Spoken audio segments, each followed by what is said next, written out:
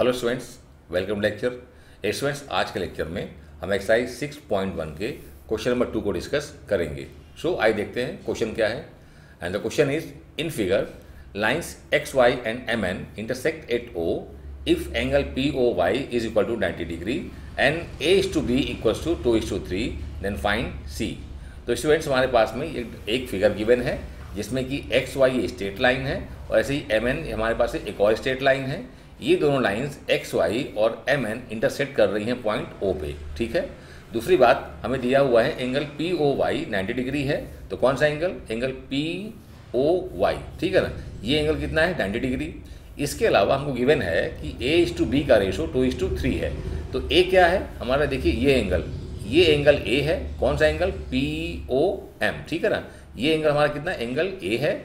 और दूसरा angle B M O X, ये एंगल, ठीक है ना। ये this angle is angle B. तो इनका रेशो दिया है कितना? 2:3। अब इतनी इंफॉर्मेशन के साथ में हमको फाइंड करना है एंगल सी। तो सी कहाँ पर है? ये एंगल देखिए, दिस वन। कौन सा एंगल है ये? X O N. तो हमको ये एंगल फाइंड करना है। तो अब कैसे करेंगे? तो देखिए, सबसे पहले क्या करेंगे हम? सबसे पहले हम एंगल ए और बी को हम फाइंड करेंगे। इनको फाइंड करने के लिए हम यूज़ करेंगे फैक्ट। क्या? कौन सा फैक्ट? कि एक्स वाई जो है ये स्ट्रेट लाइन है, तो इसके इधर का सम, सभी एंगल का सम इसका कितना होगा? 180 डिग्री होगा, ठीक है। तो इसको यूज़ करके हम ए और बी को फाइंड कर लेंगे। जब हम ए और बी को फाइंड कर लेंगे तो फिर हम देखेंगे इस लाइन को, एम और एन, ठीक है ना। ये स्ट्रेट लाइन है, तो ऐसे में ये एंगल कितना होगा? मतलब मेरा कहने का ये सम कितना होगा? अगेन 180 होगा। तो कहने का मतलब ये बी और प्लस सी कितना मिलेगा? 180।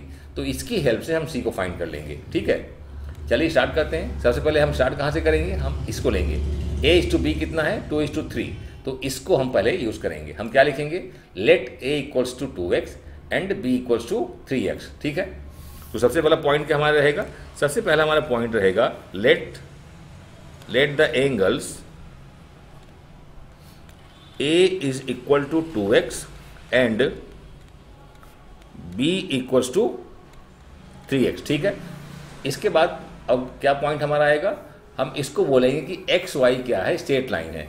क्या कहेंगे? कि एक्स वाई जो है, नाउ हम देखेंगे कि ये हमारा जो लाइन है एक्स वाई, ये क्या है? स्ट्रेट लाइन है। तो इसमें हमारे ये एंगल का सम कितना मिल जाएगा? 180। कौन कौन से एंगल? एक एंगल बी है, एक एंगल ए है, और ये एंगल कितना है? P O Y. तो इन तीनों का सम क्या हो जाएगा? 180। तो यहाँ हम लिख लेंगे कि as X O Y, line X O Y is a straight line, ठीक है। क्योंकि ये एक्स ओ वाई क्या है? स्ट्रेट लाइन है, इसलिए ये सभी एंगल का सम एक तरफ के कितना होगा? 180। तो हम लिख लेंगे therefore A plus B plus angle P O Y is equal to 180 degree. अब ए हमने एज्यूम कर लिया है 2x, बी हमने मान लिया है 3x, और पी ओ वाई आपको मालूम है कि गिवन है कितना? 90 डिग्री, ठीक है ना। तो लिख लेंगे उसको 90 डिग्री इक्वल्स टू 180 डिग्री।